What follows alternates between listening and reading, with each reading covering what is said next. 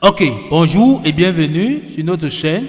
Aujourd'hui, on va continuer toujours avec la résolution des l'épreuve de mathématiques niveau 3e. Pour la préparation du brevet, on avait déjà fait l'activité numérique. Nous, on est déjà sur l'activité géométrique. Nous avons traité l'exercice 1, l'exercice 2. Nous sommes déjà sur la partie de l'exercice 3 de l'activité géométrique. On va dans le reste de l'épreuve qui reste donc à traiter. On passe donc directement à la résolution de l'exercice de la partie 3 qui concerne donc les pyramides et cônes. Ici, on peut donc dire que on dit SABCD. Donc SABCD est une pyramide régulière dont la base est le carré ABCD. Donc le carré ABCD. Dans la base de cette pyramide, si on dit que c'est carré, des centres O. On voit donc des centres O. M est le point de la hauteur SO. Donc on voit donc M est le point de la hauteur SO. On voit SO, on voit la position du point M. M est le point de la hauteur SO tel que SM égale à 1/5 de SO. Donc nous fait comprendre que OM SM égale à 1/5 de SO. On coupe cette pyramide par un plan passant par le point M. Donc on vient ici, on coupe la pyramide suivant ce plan-ci. Et parallèle au plan de sa base, donc parallèle au plan de sa base ici, on désigne par V le volume de la grande pyramide. Donc le volume de la grande pyramide ici, on appelle ça V. Et on désigne par V le volume de la grande pyramide et par A l'aire de la petite pyramide. Donc, et par A, petit a l'aire de la petite pyramide ici. Donc, on donne la valeur de A, petit a qui est 5 cm². L'aire de la petite pyramide qui est petit a, on donne donc A 5 cm². On donne le volume de la grande pyramide ici qui est 20 cm3.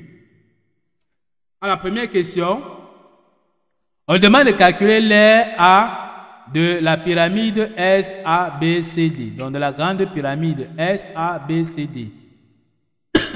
On passe donc directement à la résolution. On veut donc calculer l'aire A de la pyramide SABC.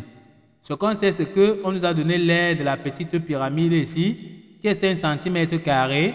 On nous a donné la relation qui disait que SM est égal à 1/5 de SO. Or, on comprend bien que nous sommes ici, on a affaire à une pyramide et son tronc. On nous a donné le rapport ici, d'accord? On nous a dit que SM est égal à 1/5 sur SO.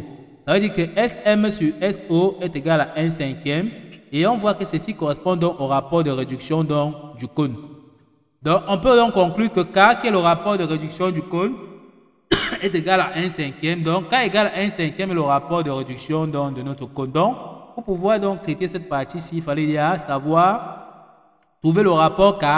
Une fois que le rapport K est trouvé, l'exercice est déjà fini.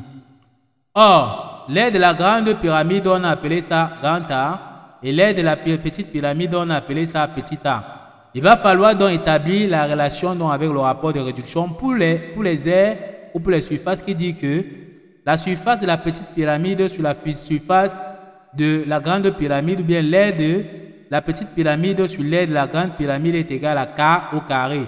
K qui est le rapport de réduction.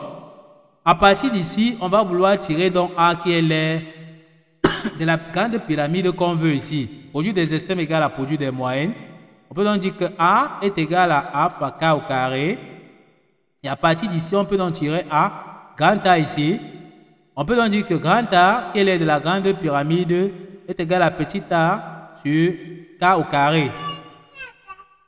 Donc, à partir de ce niveau, on peut donc remplacer petit a par sa valeur, puisqu'on a dit que petit a c'était 5 cm².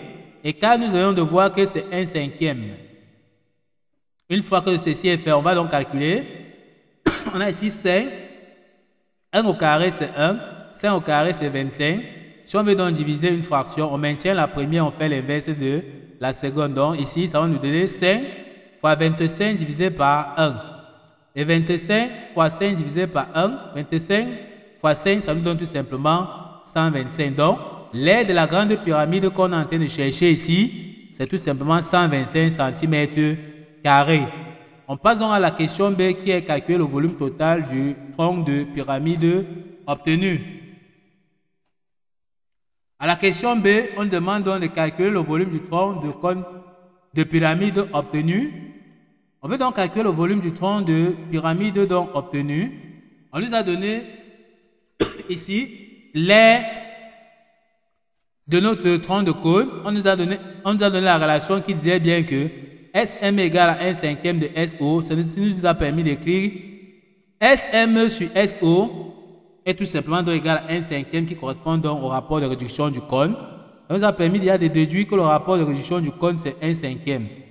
Maintenant, on nous a donné le volume de la grande pyramide SABCD qui vaut 50 cm3. On va établir donc la formule pour les volumes maintenant.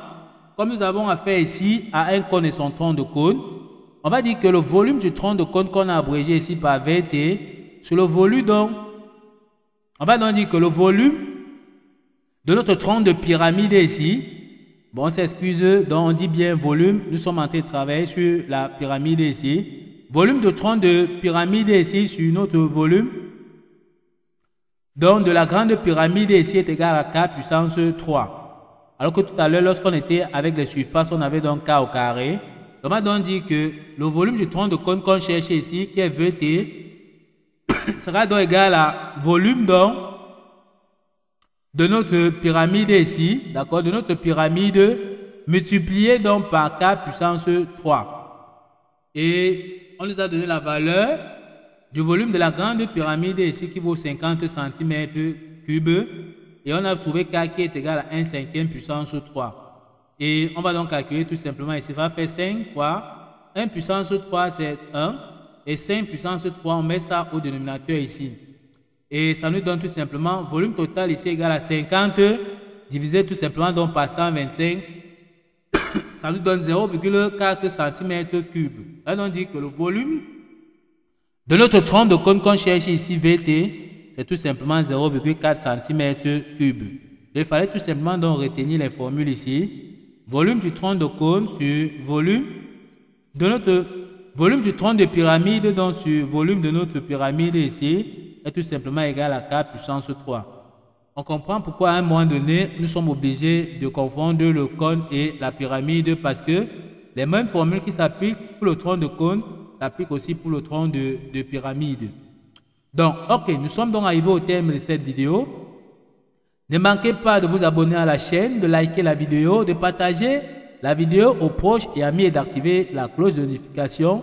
Et ne pas manquer donc de venir sur la chaîne, voir la suite de la partie B de l'épreuve qui concerne la partie des compétences, la résolution des compétences. À tout de suite pour une nouvelle vidéo.